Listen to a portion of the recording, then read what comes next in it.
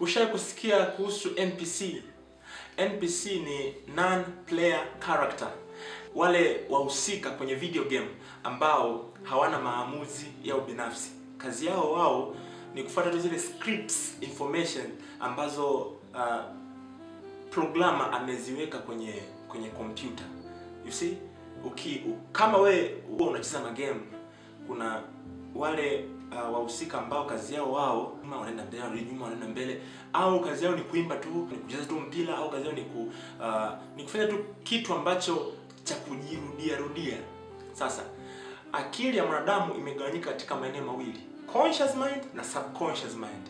Conscious mind ni eneo la akili ambalo linafanya kazi mbili: kufanya maamuzi na kutafakari, thinking and decision making. But subconscious mind ni eneo la akili ambalo linapokea zile taarifa ambazo zimepita kupitia milango mitano ya fahamu.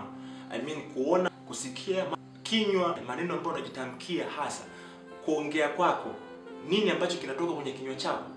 Maajabu makubwa ya subconscious mind, haikatai taarifa, haijui kukataa, inakubali tu kila kitu. Kwa hiyo negative information, positive information, inakubali. Sasa subconscious mind imefananishwa kabisa na NPC. Kama utajiwekea negative information, taarifa asi, utaongozwa kupitia zile taarifa asi.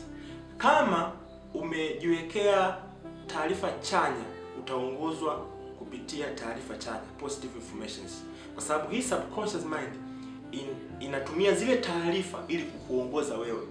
Na ndio maana mtu anapata shida sana kubadilika tabia, ni kwamba hajajua jinsi ya kuitumia subconscious mind. Jiwekee mambo chanya ili ufike kwenye uchanya ambao unautamani ufike. Anakazo. Be blessed. Barikiwe sana.